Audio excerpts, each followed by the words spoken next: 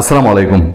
আমরা গতকালই আপনাদেরকে বলেছি সেই ইনকিলাবি জনতা যারা ভারতের বাতাসটা পর্যন্ত সহ্য করতে পারে না, যারা হিমালয় থেকে বাতাস ভারত হয়ে বাংলাদেশে আসে সেটাও মানে সেই নিঃশ্বাস নিতে গিয়েও যাদের অস্বস্তি, যাদের মনে হয় যে একটু হায়দ্রাবাদি বাতাস, একটু যদি করাচির বাতাস, একটু যদি লাহোরের বাতাস, সেই বাতাস হতো তাহলে জীবনটা না কত ধন্য হতো, কত আমি মানে পুণ্যে সুসজ্জিত একজন মুসলিম হয়ে যেতাম।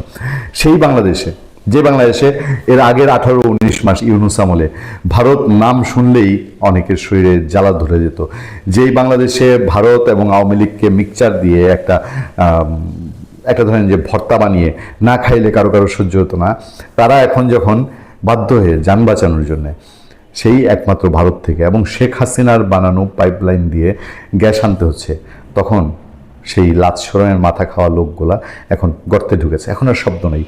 এখন দেখবেন এখন আর কোনো শাহবাগে ডাক দেয় না, ভারতের তেল নিব না, এখন আর ডাক দেয় না ভারতের কাছ থেকে কেন এই অমুসলিমের কাছ থেকে তেল আনতেছে, ধর্ম যায় যায়, এসব আওয়াজ এখন হয় না।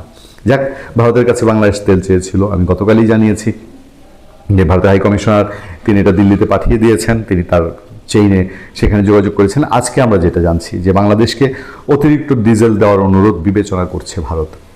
মধ্যপ্রাচ্য যুদ্ধের পরিস্থিতিতে জ্বালানি নিরাপত্তা নিশ্চিত করতে বাংলাদেশকে অতিরিক্ত ডিজেল সরবরাহের অনুরোধ ভারত বিবেচনা করছে। ভারতের পররাষ্ট্র মন্ত্রণালয়ের মুখপাত্র রণধীর জয়সওয়াল বৃহস্পতিবার নয়াদিল্লিতে মন্ত্রণালয়ের সাপ্তাহিক ব্রিফিংয়ে এই প্রশ্নের জবাবে কথা বলেন। গতকালই আমাদের সম্মানিত আলোচক দিল্লি থেকে সাংবাদিক গৌতম লাহিড়ী তিনি জানিয়েছিলেন যে ভারত বাংলাদেশের জনগণের দিকে তাকিয়ে এই দুঃসময়ে ভারত ডিজেল দিবে, যা প্রয়োজন হয় বাংলাদেশের মানুষের জন্য করবে।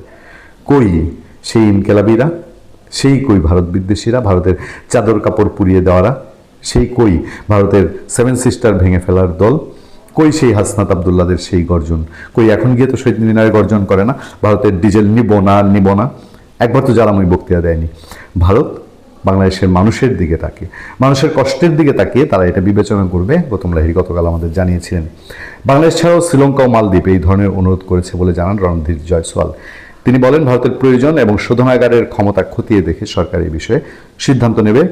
ইরানে যুক্তরাষ্ট্র ইসরায়েলের হামলা এবং পাল্টায় মধ্যপ্রাচ্যের দেশগুলোতে যুক্তরাষ্ট্রের ঘাঁটি লক্ষ্য করে ইরানের হামলা চলছে। এই পরিস্থিতিতে সৌদি আরব, কাতার সহ উপসাগরীয় দেশগুলোতে বিদ্যুৎ ও গ্যাস উৎপাদন ব্যাহত হচ্ছে। তাছাড়া বিশ্ব বাণিজ্য সবচেয়ে গুরুত্বপূর্ণ পথগুলোর একটি হরমুজ প্রণালী দিয়ে তেল পরিবহন বন্ধ হয়ে গেছে। এই যুদ্ধ দীর্ঘদিন ধরে চললে জ্বালানি সংকট তীব্র হবে। সেই সংকট থেকে বাঁচতে বাংলাদেশ সরকার ভারতকে অতিরিক্ত ডিজেল পাঠানোর অনুরোধ করেছে। গতকাল বুধবার ভারতকে আনুষ্ঠানিকভাবে চিঠি দিয়ে ঢাকার পক্ষ থেকে এই অনুরোধ জানানো হয়। গুরুত্বপূর্ণ তথ্য দিলেন আতিক রহমান পূর্ণিয়া।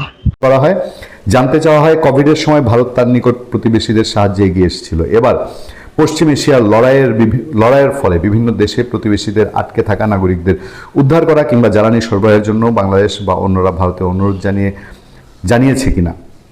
রণধীর জয়সওয়াল বলেন, ভারত প্রতিবেশী দেশগুলোতে বড় আকারে পরিশোধিত পেট্রোপণ্য রপ্তানি করে থাকে। বাংলাদেশ অতিরিক্ত ডিজেল সরবরাহ করার জন্য ভারতকে অনুরোধ জানিয়েছে, এই অনুরোধ বিবেচনা করে দেখা হচ্ছে। ধন্যবাদ সবাইকে, ভালো থাকবেন, সুস্থ থাকবেন। আপনাদের সাথে আমি আতিক রহমান পূর্ণিয়া।